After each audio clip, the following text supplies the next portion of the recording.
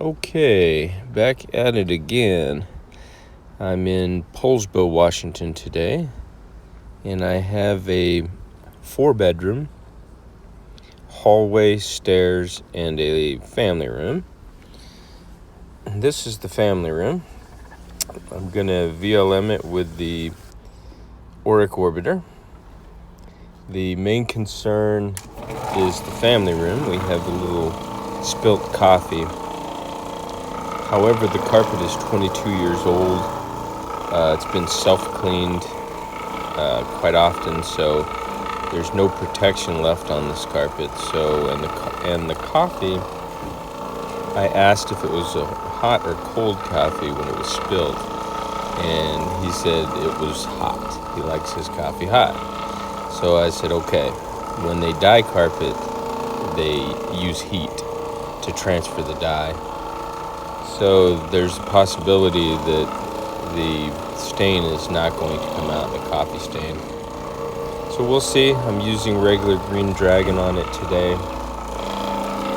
The rest of the house is not so bad, so I only used 6 ounces in my 3-gallon sprayer, but I only put 2 gallons of water.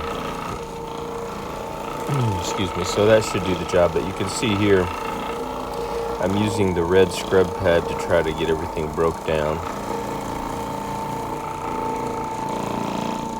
That's the coffee spot.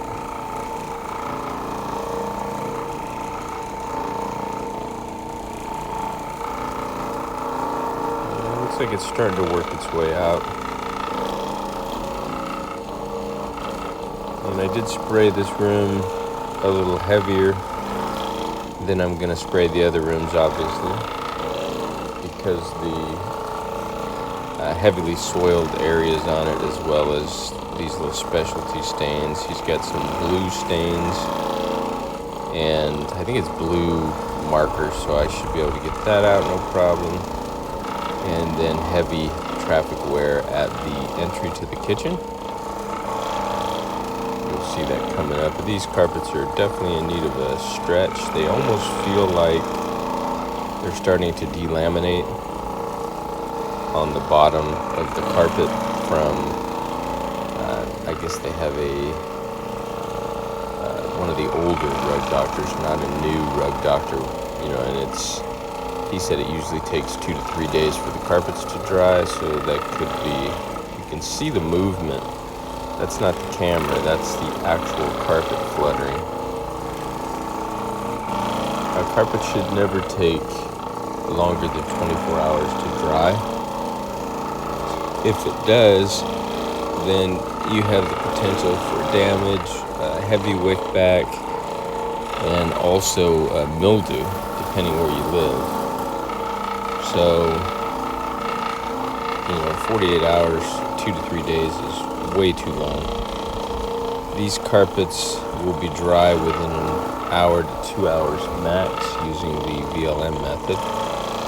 So I did have to spend a little bit of time explaining it to this gentleman. He's elderly, and there are multiple kids and a dog that live there. I don't think they're his kids. He looks older, maybe they're grandkids, and maybe his daughter lives with him. You could see the soil right here, spots. So, and I am taking my time. You'll notice I'm not blowing through this. This is real time. And I'm just kind of working my way around all of the major spots in heavily trafficked areas with the red scrub pad. I don't know if I got much of the Iron Man pad filming on there.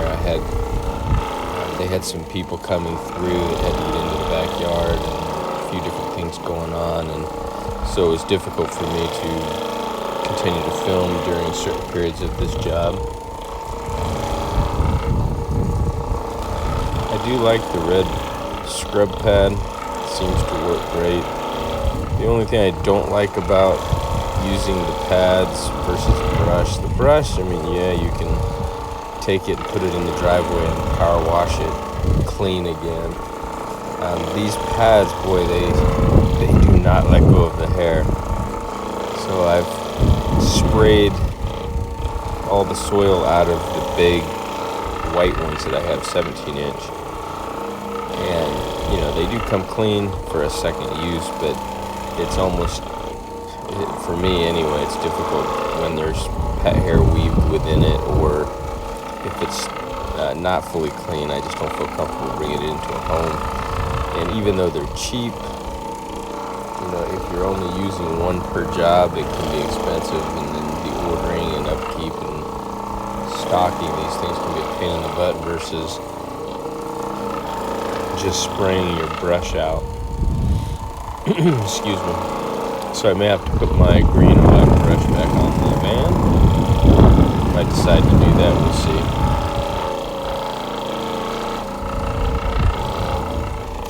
So check it out. I'll catch up to you a little further along in the video.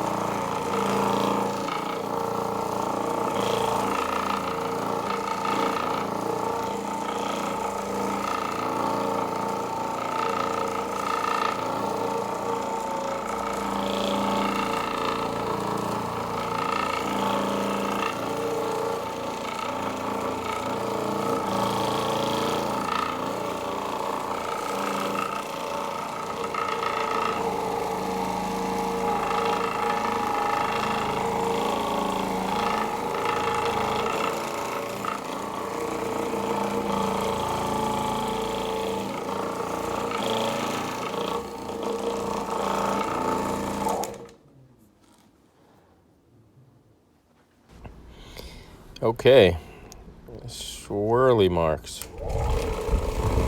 And here's the Iron Man pad.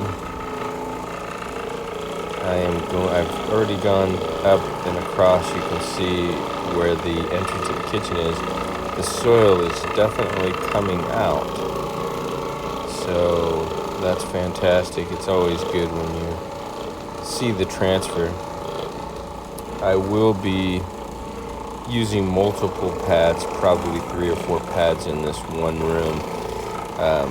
I've done a couple areas in a few homes with the Oreck and found that, you know, I go through the room and it looks okay, it looks pretty decent.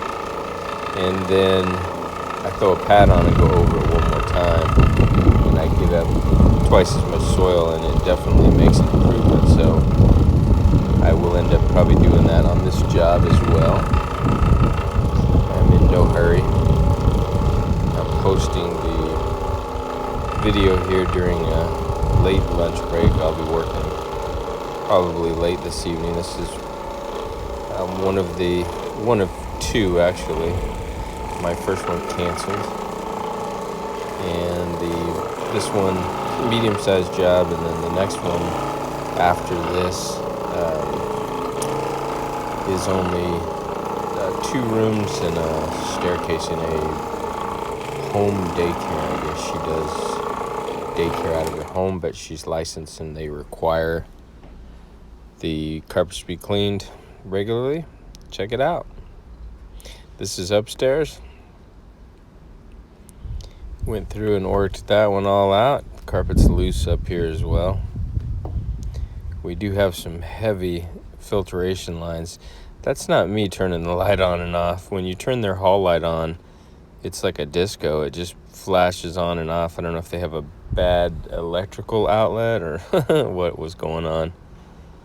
So here are the other 3 rooms. Obviously that first one in the far back was huge. These rooms are pretty good size as well. The master bedroom, or I'm sorry, that's not the master bedroom, that was the smaller one. Okay, so we knocked out the girls' room and knocked out the boys' room. This one I had to pick up a whole bunch of little dust bunnies that kept coming up. They vacuumed right before I got there, but they didn't get the edges. There's the master bedroom. You can see everything looks beautiful. Just have to come back and rake everything all nice and uniform. In the hallway, I'll leave that flashing light off for the time being. And there's a couple pads from up here. And I'm using the Oreck with the stair pad driver I developed and a 10-inch cotton wraparound bonnet.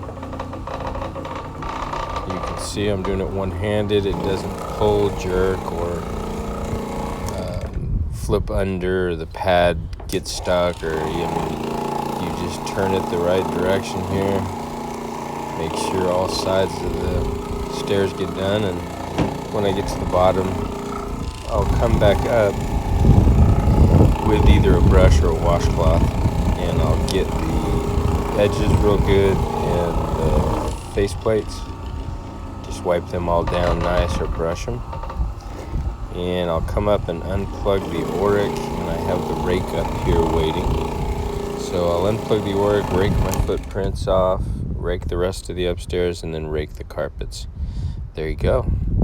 Those little spots you're seeing, they have like an etched glass window that has multicolors in the center of the staircase. But you could see everything came out nice. Just had to be careful along the edges. Straight drywall. And these are the pictures.